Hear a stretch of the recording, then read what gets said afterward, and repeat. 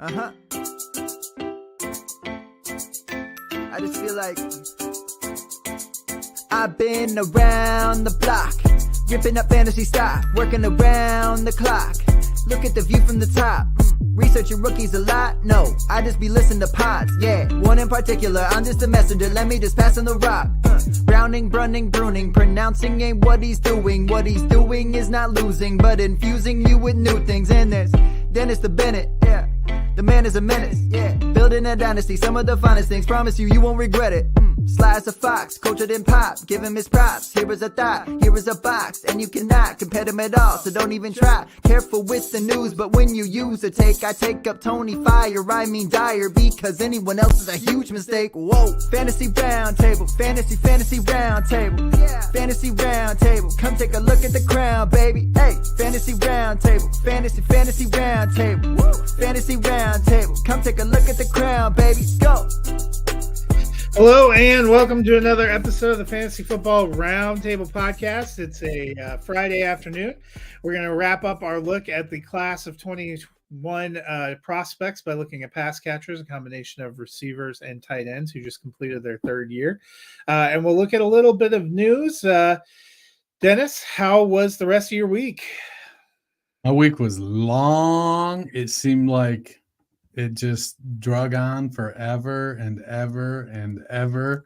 And then we get to the pass catchers. And I got to be honest, Matt, there were some names on there I did not do any research on because I just was like, you know, that's an end of bencher. They're throwing, you know, some of these cats. I'm like, especially at the tight end position. Yeah, and you know that's how it goes. Some of them will be fairly easy on the top end. There'll be a few that are will be interesting for discussion. A few more players than in the quarterback or running back groups, so we will probably. It's not bad that we'll brisk through a few of them. Right. We actually did get a few pieces of news as well. First one, Justin Fields, a lot was made of it that he unfollowed the Bears. He basically said he unfollowed the Bears and all of the NFL because he didn't want to see the trade talk and he wanted a mental break from football. Do you make anything of that, Dennis? You know, that's what the kids do nowadays, you know. And go ahead, call me an old man. I am leaning into my old manness. That's just how they roll. It's like Becky's not talking to me at lunch anymore. So, all right. I agree. If you want to focus on getting better, and it's harder than ever to avoid stories about you when you're an elite athlete, whether it's good or bad, or people kind of just figuring out what when fans, all these online message board, I get it. Just, I want to clear my head. It's been a heck of a season. And he knows he's likely to be traded. So why not? Yeah, I mean, I think good for him. I wouldn't want to spend a few, now that the season's over and you don't have practice and stuff to distract you every day, I wouldn't want to be sitting there reading, Bill Jones thoughts on how inadequate I was for Chicago while he's sitting there eating a deep dish pizza behind his keyboard. I wouldn't, I don't blame him for trying to. He basically said it's made it sound like he muted anything to have to do with the NFL so he can just have a little bit of a break, focus on what's next and what's coming up. And we're in that season where if you're in that range of speculation, like God, I hope Russell Wilson did the same thing, because here every day, every media outlet in Denver and every time, even when I'm watching the local news, they have some story speculating on Russell Wilson and his house and where he might end up. And I mean, it's when you're the subject of a lot of rumors, no good. You know what I'm not muting, though, is any talk of deep dish pizza. I love me some Uno's Chicago style deep dish pizza. Some good stuff. You know what else? We have not muted the NFL, so we got a couple other nuggets. Greg Roman, I know this is going to be shocking since we've talked about this. He came out and talked about how great it would be if the Chargers had a robust running game. Dennis, are you surprised? mean, that's who Greg Roman is. He is an elite run game coach. That's Wheels up for Isaiah Spiller then? I mean, yeah, and Jarrett Patterson. I mean, those are the two guys they still have under contract. They're going to have to get somebody, whether it's through the draft. I mean, Keenan Allen's getting old. Mike Williams is probably going to be a cap casualty. There's talk that Joey Bosa and Khalil Mack both could be cap casualties. Now, the new salary cap coming in $13 million higher than everybody expected may ease the burden on some of those. But they're still, I think I looked today, they're still $20 million over the cap. So they've got to create a lot of space.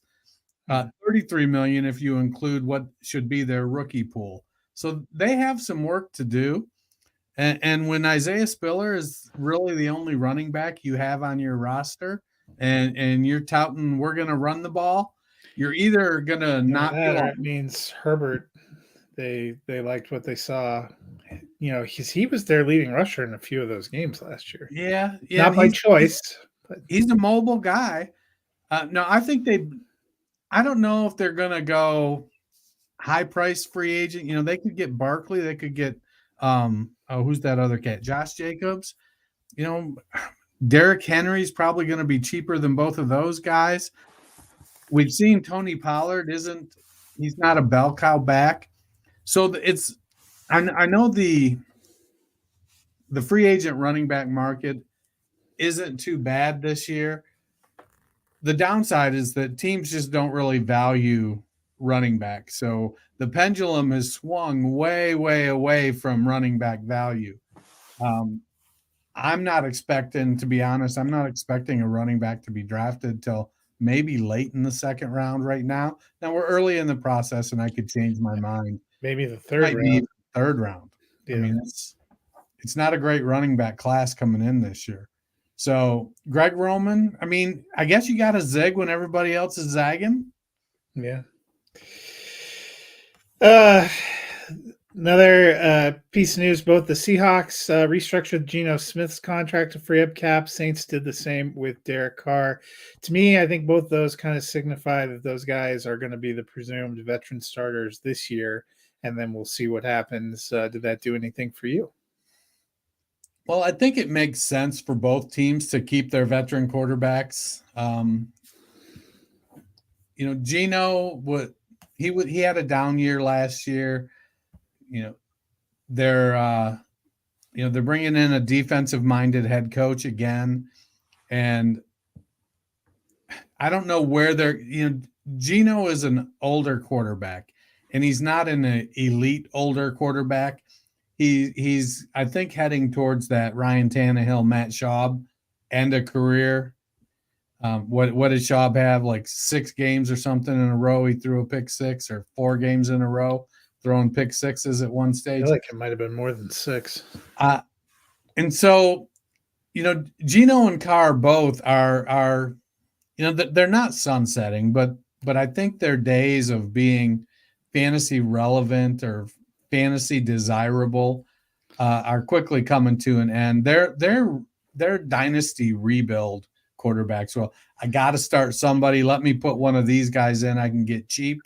And, they probably aren't going to score me a lot of points, but I'm rebuilding, and that's okay. At least I got a quarterback in the lineup. In this landscape, we'll, in a few weeks, we'll do our dynasty rankings without rookies as we get ready for the draft. But I would think both would be low-end QB2s probably. I think that's their ceiling.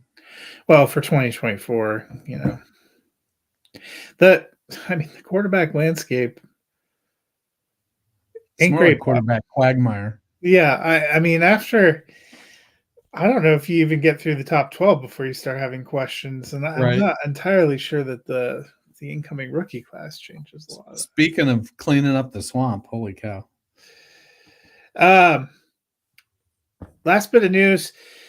Chiefs signed punter Matt Ariza, was dubbed the punt god, was drafted by Buffalo, notably got cut because he had some allegations of some pretty serious allegations from his time at USC, has subsequently been cleared. got cleared from that investigation. So now getting a new chance. How you feel about that one?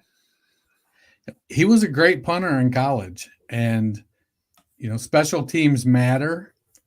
I guess as a guy who's got boy children, you never want your child to be in that type of situation where they could be accused of that. And we talk about that with the boys all the time. I don't want them. One of my kids wants to be an athlete and the other one wants to be a rock star, and I get nervous about the type of position they can end up in.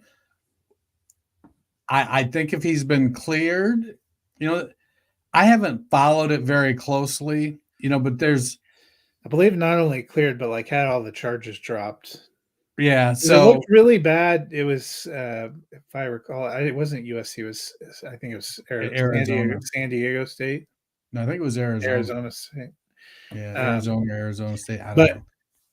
I'll look it up. But I'm pretty sure that he got completely cleared. So it makes sense. I mean, and if he can still punt like he did in college, this is just a classic case of, the Chiefs grabbing the top guy at a position coming off of, I don't want to say a terrible year. It was personally a terrible couple years for him, but. Yes, he was never charged with a crime, and he was dropped from the civil. Didn't the Bills? Didn't they draft him in like the second round or something? I don't know if it was fairly high draft pick. I think they drafted him fairly high, and he looked like he was going to be the real deal. I was right. It's San Diego State. Oh, second round's pretty high. Probably not that high. It was pretty high. I don't see any of these where they list what round, but it was definitely the Bills. And I remember he had been pretty impressive in that first preseason, never even really got to a regular season. So be curious to see if, the Chiefs a shrewd move if he's still got anything left. Now we will move on to looking at our pass catchers. Today, I think the first couple are going to be pretty easy. We take these in draft orders. We'll start with wide receivers. The top of the 2021 draft and the bottom or the lower end of the 2021 draft class really hit. It's that soft middle that'll probably be worth talking about a little more. Obviously, the first wide receiver taken was Jamar Chase. He was 5th overall, Cincinnati. I think there's a perception that he had like a down year in 2023, probably because the Bengals had a little bit of a down year, but he actually had a career high in targets with 145, career high in receptions with 100, and a career high in yardage with 1,216. Only had 7 touchdowns, which was his lowest mark. And again, part of that probably kind of the struggles of his team. But safe to say, if you don't have Jamar Chase at 1 or 2 in your dynasty rankings, you're probably not doing it right. Yeah, and just to recap, Ariza was a 6th round pick, so I don't know where I got 2nd round pick. I must have been thinking. Well, they don't usually even spend a lot of draft picks on punters. So back to Jamar Chase. So he actually was down 2 targets per game from 2022, and that was a function of Joe Burrow playing through the calf injury and then missing 6 games at the end of the season. Yeah. I'm going to chalk a lot of that up. And Burrow didn't even look like Joe Burrow for half the game. Oh, yeah. It took him 4 or 5 games. It's like Chase at the beginning of last year said, hey, man, if you need to sit out a few games, do it. It'll be okay. And Burrow's like, no, I got this, dog. And he went out there and he stunk the joint up because he couldn't push off and throw. Eventually he got better and could play, though he wasn't terribly mobile. I think, can you make an argument to have CeeDee Lamb and Justin Jefferson and put Chase at 3? You can. I don't know that there's anybody I'm going to move over him after that. I'm not going to put Amon-Ra St. Brown up there. I don't, I'm not ready. As much as I love Marvin Harrison Jr., I'm not ready to put him in my top 3. If these guys were older, but they're all, Chase and Jefferson and Lamb, it isn't like they're 29, 30, They're in the 31, prime of 32. their career. Yeah, they haven't They're really actually coming into the prime of their career. So, Jamar Chase hasn't disappointed. He was wide receiver 5 as a I actually rookie. think, you talked about the cases. I actually might have Chase and then Lamb 1 and 2 because of the stability of their quarterback position. Because Justin Jefferson is no doubt a top 3 talent, but he had a rotation of sadness down the stretch this season, and we don't even know what he's getting in 2024. The argument can be made that Joe Burrow isn't the most stable quarterback given the amount of time he misses. They're fluky injuries, so and I get it. Keenan Allen was like that at the beginning of his career, whatnot. But I mean, Chase, wide receiver 5 as a rookie, wide receiver 16 in 12 games as a second-year player, and wide receiver 10 last year with some questionable quarterback play. I like Jamar Chase. If you were redrafting this class, he's still at the top of it. I think there's some shuffling behind him, but at the top, it's still Jamar Chase.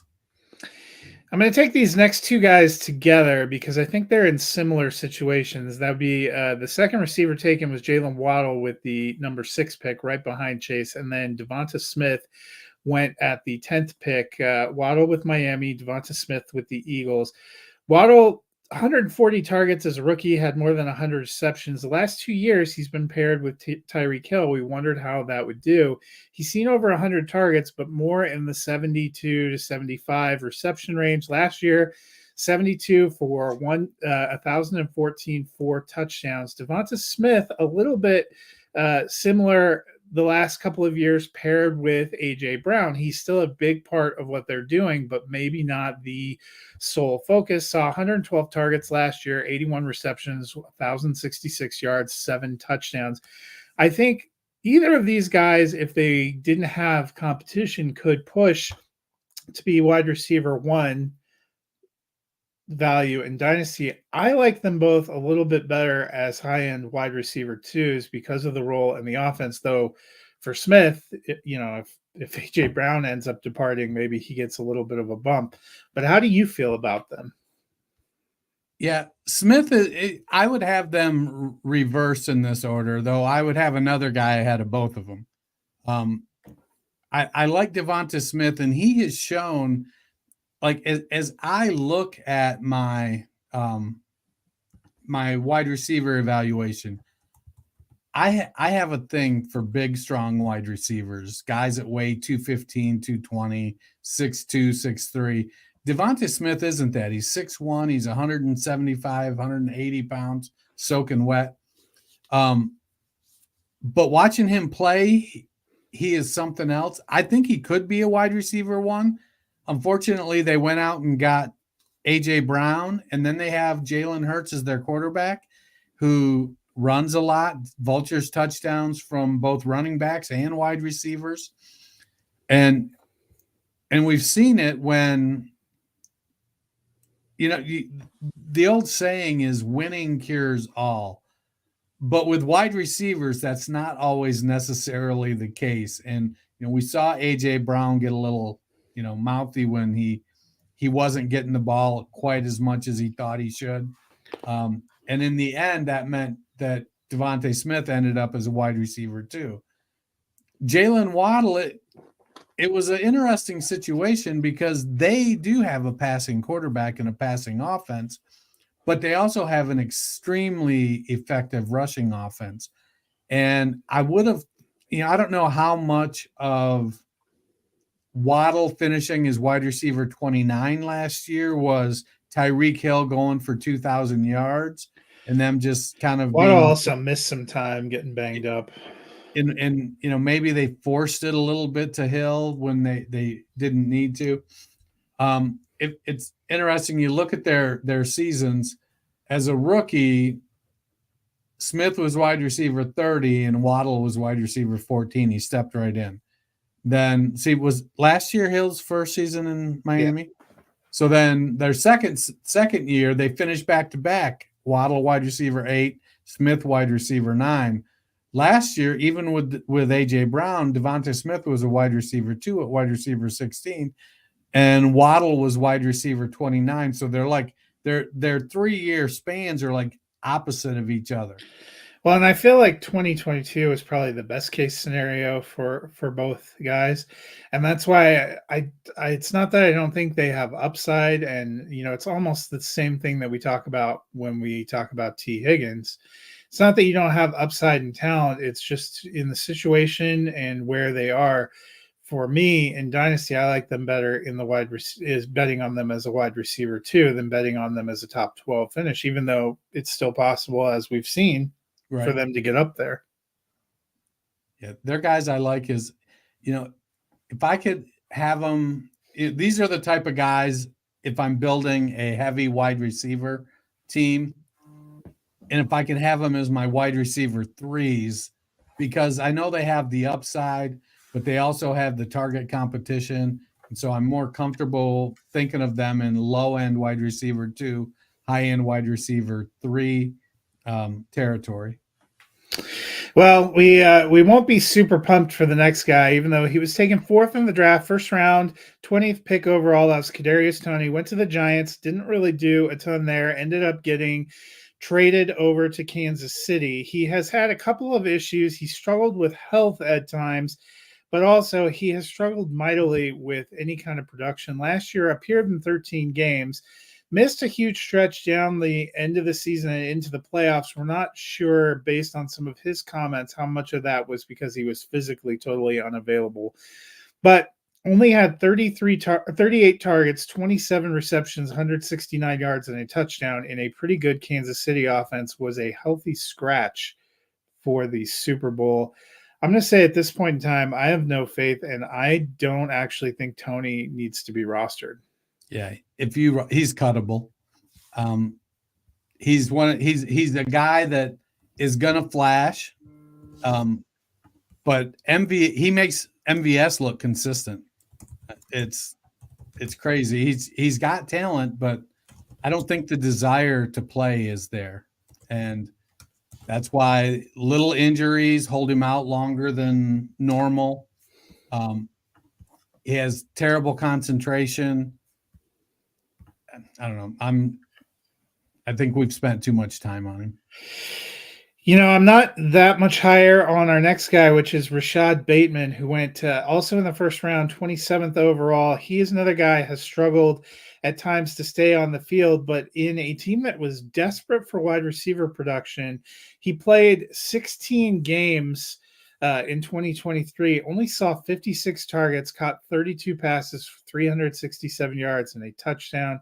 He was probably a 4th or 5th option at best on that team. He's another one I don't really feel compelled at this point that I need to keep him on my roster because I don't know when I'm ever going to feel like I want to play him. He's an end of bencher. He's a guy that maybe you hope if the cards all fall his way, he might give you a 3 or 4 or 5 game stretch where he's a low end flex player. He looked good coming out of college, good hands, good route runner, not terribly fast or explosive for a wide receiver. But he's a depth play. He's like a young Noah Brown. So we might see something from him in 3 years, 4 years, if he can hang on that long. And he plays for a team that doesn't throw the ball much. So, yeah. But our next guy was the first in the second round. That was Elijah Moore. Went number 34 overall to the New York Jets. Had a couple of okay years with the Jets, but wasn't a great total fit there. Ended up getting dealt to Cleveland. Last year saw 104 targets, a career high. Caught 59 passes, 640 yards, 2 touchdowns.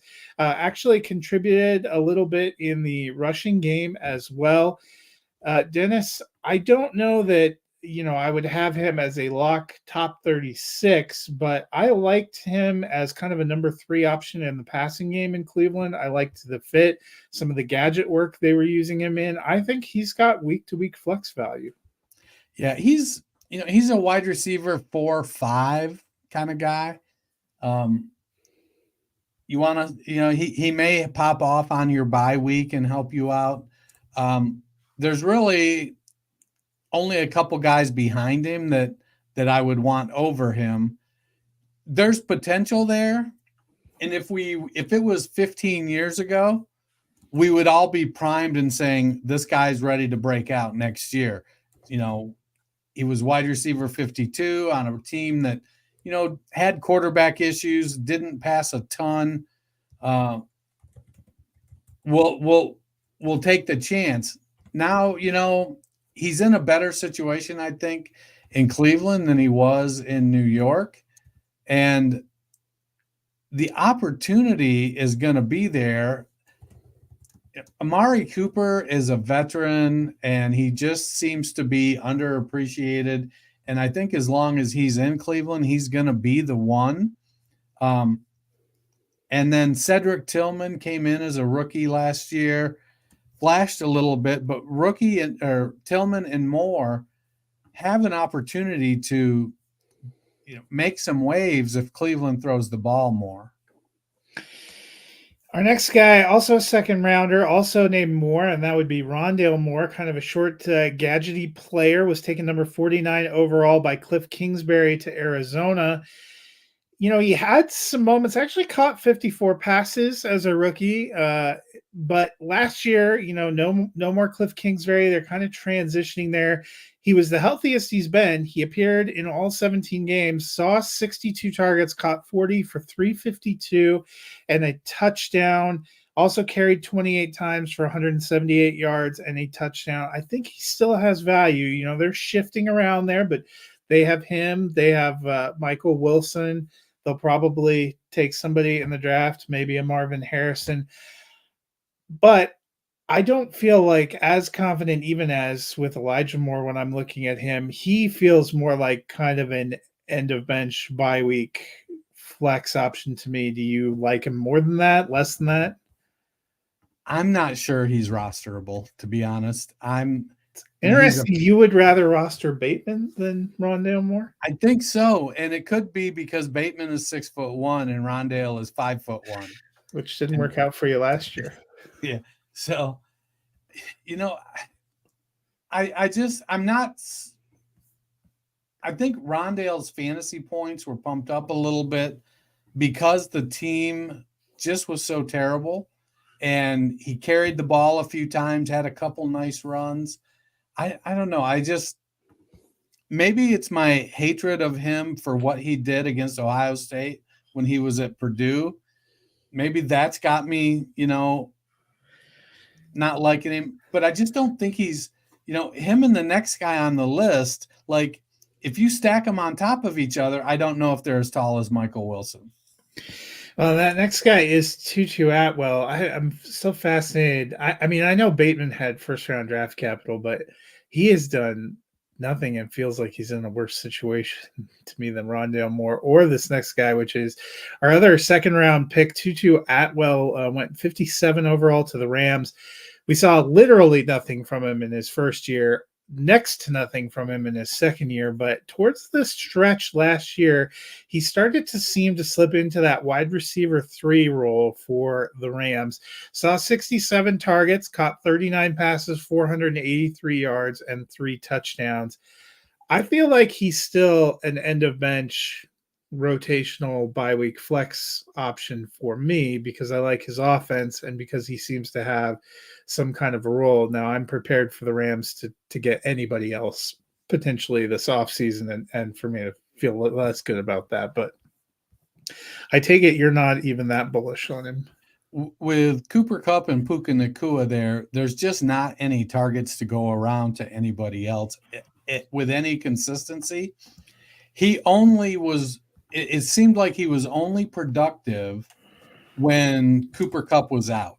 And when Kupp came back, all of a sudden it was a 2-target, 3-target, 4-target, and maybe he caught a 40 or 50-yarder. I'm not going to hang my hat and my fantasy hopes on a 5'5" outside receiver.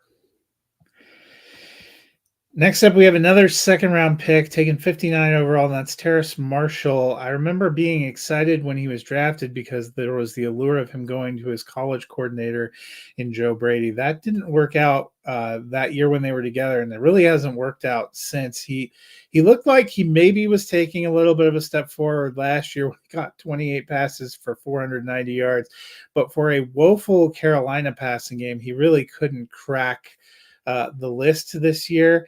In his career, 3 years, 64 receptions, 767 yards, and a touchdown. To me, he doesn't feel like a guy I need to roster. He's another guy that lacks explosiveness and isn't great technically in the route running.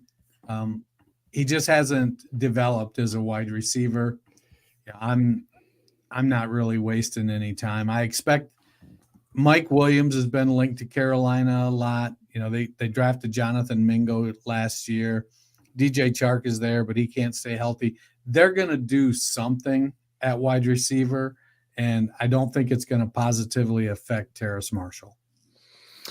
Next up, we move into the third round, 77th overall. Josh Palmer out of Tennessee went to the Chargers. I didn't think a lot of it when he went there in the draft, but he really has stepped up at times the last 2 seasons. He had a very good second year in 2022 where he saw 107 targets, 72 receptions, 769 yards. Last year, he also struggled with injuries, but when he was there, he was pretty productive. In 10 games, only 6 starts, he saw 61 targets, caught 38 for 581 and 2 touchdowns. He's one of the more affordable receiving options the Chargers have, likely to be back with them.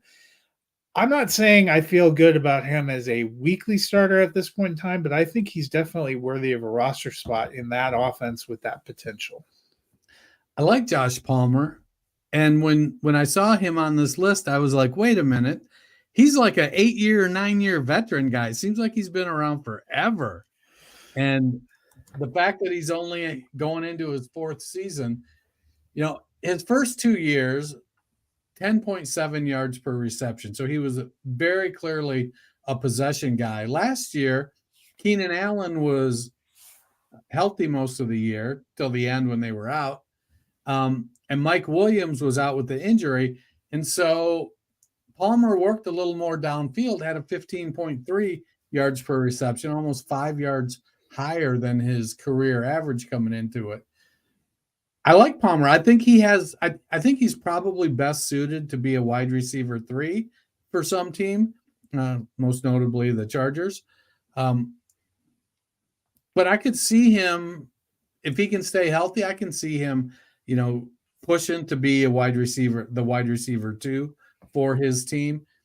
There's talk that Mike Williams is going to be a cap casualty. We didn't see really anything from Quentin Johnston last year. Palmer has shown the ability to play inside and outside.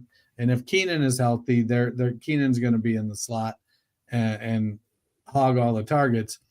But Palmer is a guy I don't mind having in my flex play options.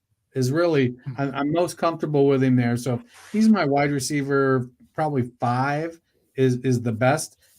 If I have to have him as my 4, I get a little nervous. I probably want to upgrade. But as wide receiver 5 on my team, 5 or 6, I like that a lot. Yeah, and the Chargers, I think, are going to need Palmer and Johnston to kind of step up and come through in 2024 if that offense is going to get better. Well, because they need them to be running backs. Is that what you're saying? I don't know. Another third-round pick in this draft, you might have forgotten about. De'Ami Brown came out of North Carolina, went to the Commanders. He was taken 82nd overall.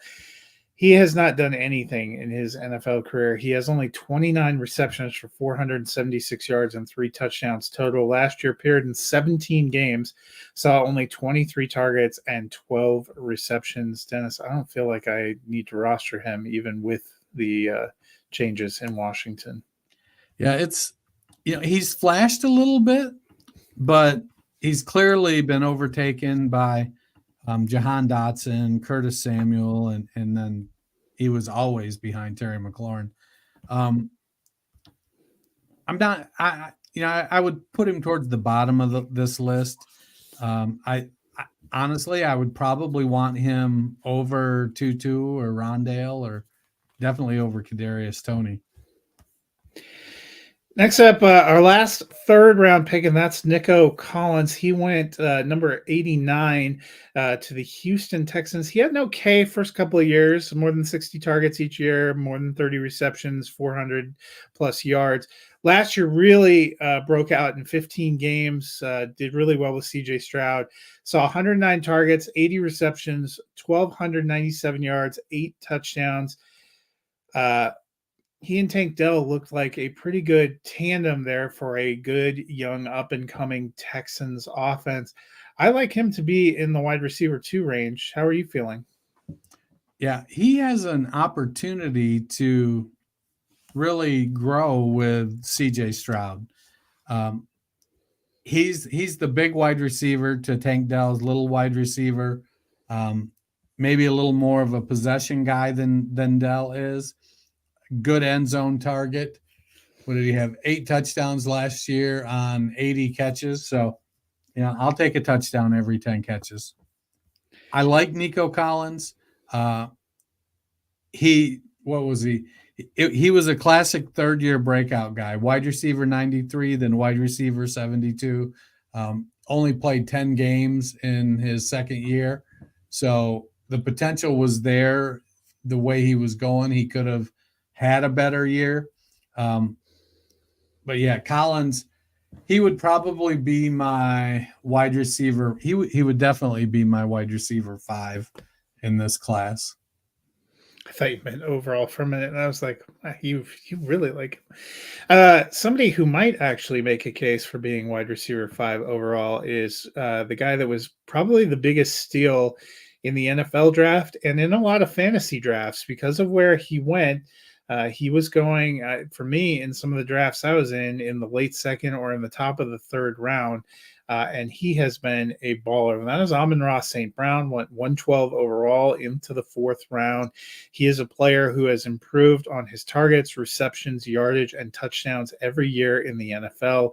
Last year, in 16 games, saw 164 targets, 119 receptions, 1,515 yards, and 10 touchdowns. I think he's easily a top 10 player at the position for me, Dennis. He might even be, as I just mentioned, a top 5 guy at wide receiver. How do you feel about and you got to be relieved he went to Detroit, and Detroit got that kind of a steal. Now, if Jameson Williams can just step up to be the yin to Amon-Ra Zhang. I drafted Amon-Ra at the 205 the year he came out. And some people were he was a guy that started going a lot higher, I think, toward the end. But some of my first rookie drafts, I think people who don't follow a lot, didn't know who he was, and they're like, "Oh, he went in the 4th round. Oh, he went to a crappy Detroit team." Because I scooped him up like tail end of the 2nd, early part of the 3rd, in a lot of places where he's now a starter for me. And while I say that in hopes that you'll think I'm smart, I drafted Terrace Marshall at the 202 in that same draft. But Marshall was going as like the 4th or 5th receiver off the board because a lot of people were pumped about the pairing of him and Joe Brady, and I can't even remember who they had. It might have been Bridgewater was their quarterback, but that he was going to be part of this explosive offense. That's a pick I'd like to take back. Yeah, and that was in a 1 QB league. I got him at the 205. So I don't know. I think he's Amon-Ra St. Brown. He's a Keenan Allen type of player. You can stick him on the outside, and he's going to occasionally win. You stick him on the inside, and he wins frequently, very consistently. He's got some speed, not a ton of speed, much like Keenan. He measured better, ran better than Keenan coming out. I think that's part of the reason Allen fell was I think he ran a 4.78 or something. But Amon-Ra St. Brown, he's got good size. He's about 6 foot, 190 pounds. And Well, his brother, Equanimous, is more my body type of wide receiver. You can't discount or dispute the productivity that Amon-Ra St. Brown. He was wide receiver 24 as a rookie, wide receiver 7 his second year, and wide receiver 3 last year. Now, just to reference, these are PPR ranks, and it's only 17 games because that's how long the fantasy season is. Not for everyone. Loser. That'll do it for wide receivers, but we're going to close by looking at tight ends. And you know what? It's finally a happy time to talk about Kyle Pitts again. Kyle Pitts, first round pick, taken number 4 overall by Atlanta for a coach that didn't know what to do with him. As a rookie, he still smashed 110 targets, caught 68 for 1,026 and only 1 touchdown, but we thought maybe it would keep getting better. It's been a frustrating couple of years. Last year, he did play in all 17 games, but only saw 90 targets, 53 receptions, 667 yards, but a career high 3 touchdowns. We thought he would be a transformational player. I think we've seen flashes of it with a new regime coming in and presumably some kind of an upgrade at quarterback. I'm back in on Kyle Pitts as being a top-end tight end 1. How do you feel? All of the talent is there. And it just – I am not hopeful when I hear his new offensive coordinator talk about how he envisions Kyle Pitts contributing in the running game. That makes me a little bit nervous. I'm like, dude, we just got rid of Arthur Smith. Don't make us come for you too. But their real question is quarterback. I'm curious to see how they're going to solve that.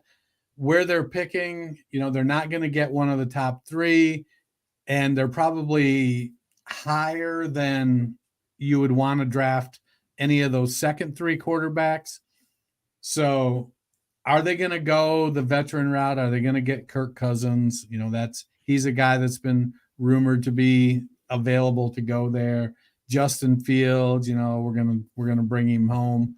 I don't know. I feel like it's going to cost an awful lot to go get Justin Fields.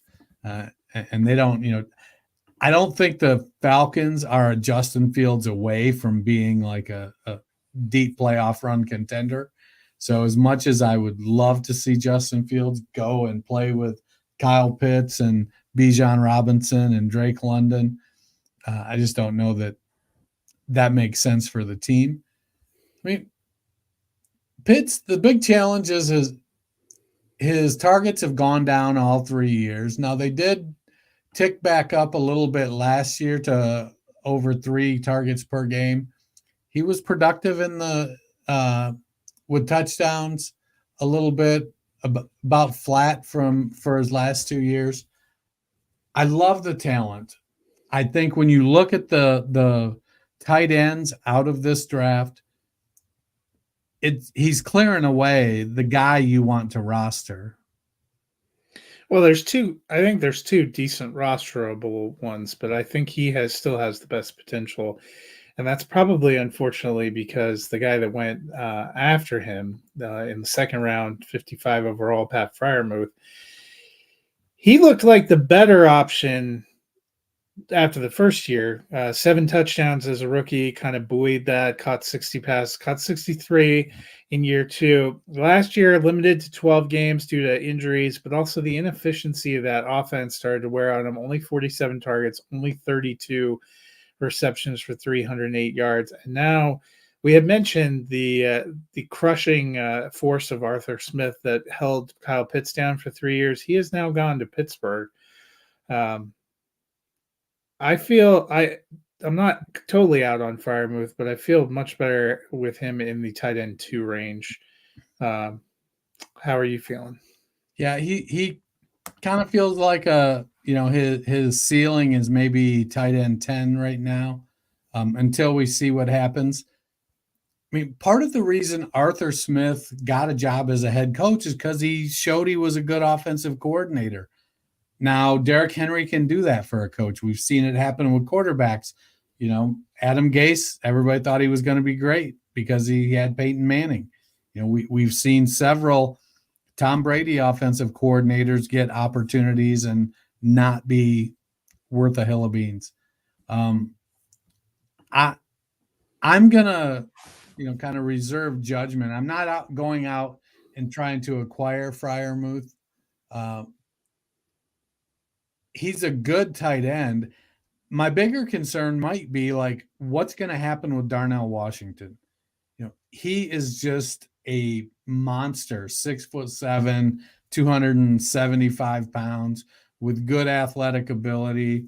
And it may be his athletic ability may seem a lot better because he is just so freaking big. But if Washington starts to cut in or become a red zone threat, and that takes away from opportunities for Freiermuth, or Arthur starts to revert back to that grind the ball out with my big running back, because let's not forget Najee Harris is 230 pounds. Well, it's not Derrick Henry's 250 pounds. That's still a big bruising back in the backfield there. I'm gonna, if I have Freiermuth, I'm contending, I'm looking for an upgrade. Well, those are probably the two guys you'd be happy to have on your roster if you needed them out of this tight end group. But we'll see if we can find anyone else that might be kind of a speculative stash. It's definitely not going to be the next guy. The third tight end off the board at pick number 81 was Hunter Long. Went to Miami. Never really did anything for Miami. Got traded to the Rams for 23. Did even less. In his entire career, he's seen 3 targets and caught 1 pass for 8 yards. I am not rostering him unless you have higher hopes, Dennis.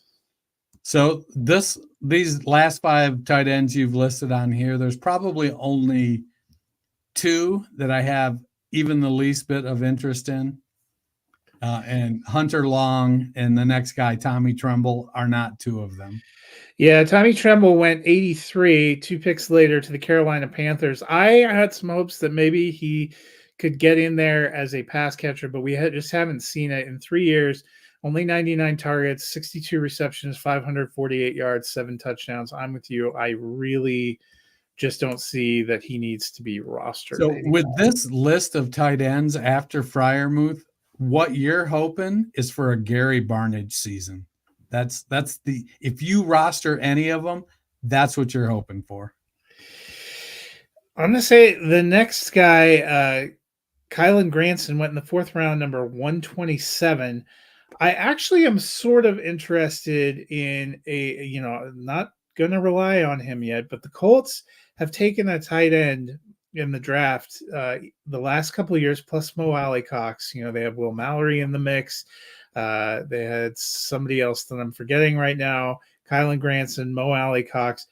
But Granson actually in year 3 appeared in 15 games, started 7, saw 50 targets, caught 30 passes for 368 yards and a touchdown. Had a few times where I thought he sort of flashed a little bit. He is a guy I would consider, if I had the space, stashing, because I think the Colts need a tight end. Jelani Woods was the other guy you couldn't remember. Yeah, and there's probably a reason I couldn't remember. And so right now, Granson is listed as 2nd on the depth chart. I think Will Mallory is probably the most athletic pass catcher of the 4 tight ends that the Colts roster. I'm okay if you need a tight end 4, the tight end 5 that you're hoping might have a Gary Barnidge season.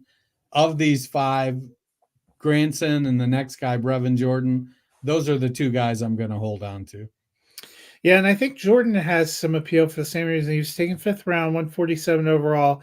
Hasn't done a ton. Last year, only 21 targets. Caught 17, though, for 219 and 2 touchdowns. Dalton Schultz was their starting tight end. He was on a 1-year deal. He's a free agent. No lock they bring him back. We've thought all along, Brevin Jordan, we liked the big play receiving potential when he was coming out of Miami. We've seen it at times, and I think that's what you might bank on if you were hanging on to him this offseason. Yeah, with Jordan, he was a pass catching athletic tight end. He was like David Njoku and a lot of these University of Miami tight ends that come out of college with this run after the catch ability and good athletic ability. He just hasn't been able to put it together. He's a little bit smaller of a tight end, one of those 6'2" guys, I believe. And so he's ideally a guy you want as your second tight end if you're the Houston Texans. You want a blocker, and then you want Jordan to be able to be the pass catching tight end. I don't know how that's going to work out this year. I love what Houston is doing, and the fact that Bobby Slowick was like, hey, I'm not looking to go anywhere. I'm going to stick around Houston. They've got players in Dell and Collins and Jordan and CJ Stroud. Let's see what they can do. How can this team put it together? I think John Mechie started to come on a little bit at the end of the year after being missing most of his first year or all of his first year with leukemia. And I feel like he's getting back into the swing of things. Noah Brown had some monster games, but to be honest, Noah Brown is a wide receiver 4 in the NFL. That's just, he's a blocker. He's a big, he was the next man up, and he did what you want the next man up to do. But I don't think he earned a starting role. Xavier Hutchinson started to come on at the end of last season. Again, he's another big receiver. And I think either Brown or Hutchinson may very well supplant Robert Woods. And then that's going to, unless Houston goes out and gets a marquee receiving tight end, I probably want to hold on to Brevin Jordan. The last guy, also a 5th rounder, 162 overall, was Noah Gray, and he's with the Chiefs. I bring him up. He's not had anything spectacular in 17 games, saw 41 targets, 28 receptions, 305 yards, and 2 touchdowns. But he has been consistently involved as kind of the number 2 tight end. We know Kelsey will be back for at least one more year. Is there any thought to you that he might be a guy that could end up taking on a meaningful role when Kelsey's time is over? He is, but he's not going to take on Kelsey's role. He could be the starting tight end, but he's going to when Travis Kelce retires, this offense is going to undergo a shift. He's a unicorn, and so you're not going to be able to bring Noah Gray or Blake Bell or Jody Fortson in to do what Travis Kelce does. That's the type of thinking that had people going, oh, well, we can just bring in any athletic guy and have them do Tyreek Hill stuff. You just can't do that. What I think is they've got Rashee Rice who's stepping up. Will they go the running back route and go for a marquee running back when Kelsey retires? Probably not. But I could see them bringing in an alpha wide receiver to pair with Rashee Rice, or a 1B if Rashee Rice turns out to be that alpha wide receiver, and turn the offense more in that direction. I don't have a ton of confidence that Gray is the guy that's going to be able to do that. So you probably, given that, are not looking at stashing him. So I'm going to stash him over Hunter Long and Tommy Tremble. I mean, Hunter Long, unless you've lost a bet, I don't know why you're keeping him. No offense. And I'm probably, honestly, any of these last 5 tight ends, Brevin Jordan is probably the one I would want the most. I don't know. I'm probably looking at a different draft class to fortify my tight end depth. That's fair. Well, that'll do it for us for today. We will be back on Tuesday. We're going to look at the class of 22 quarterbacks. If you thought the class of 21 tight ends had more than a few misses, the quarterbacks from 2 drafts ago, It'll be fun. We are also, Dennis and I You're are saying is we're doing a mini episode. No, you and I are also working on a mock first round NFL draft. We will look at that as well on Tuesday, kind of see where we're at this point in time. So we have something to laugh at ourselves about in 2.5 months. Right. Combine starts up next Tuesday. So by Friday, hopefully we'll have some interesting returns. And we are only a couple weeks away from free agency. So things are heating up. But Dennis, if people have this kind of long, lonely weekend without football, how can they fill that hole in their lives? Well, before I give people those instructions, I just want to give a shout out to my youngest son, Cole. He's 13 years old. He just made his 7th grade baseball team. He's super excited. I'm so proud of him. He's been playing Little League baseball for years. And, he didn't make the travel teams. And to be able to go out and make his school team, he's so proud, and I'm so proud of him. He has worked hard. He's got a football body, but he loves baseball. We'll see where it goes for him. You don't see a lot of catchers built like him, and he loves to catch. So if he can keep his head right, he may get it. He understands the game pretty well. That being said, go to your favorite podcast platform, and if you're using Google Podcasts, start looking for a new one because they're shutting it down. Not like Gmail. It's pretty soon, right? Yeah, it's coming up in the next month or so, 2 months, something. It's not like the Gmail thing going around the other day where they were sunsetting Gmail. That was fake. But they are getting rid of Google Podcasts. So go to your favorite podcast platform, type in Fantasy Football Roundtable Podcast. We'll follow you around while you're doing housework. Like I'm renovating the kitchen because my wife has let me do this for 8 years. So it's the least I can do. And she wants a new kitchen. She gets a new kitchen. Download, subscribe, leave us a rating and a review. It's because I have the 22 draft up because I was getting ready to look at the quarterbacks. There were 4 punters drafted to go back to Matt Riza, and he was not the first taken. He was the 3rd punter off the board. The first 2 went in 4th round. So I guess I was wrong about how quickly people take punters. That's the fun fact to leave you with this weekend.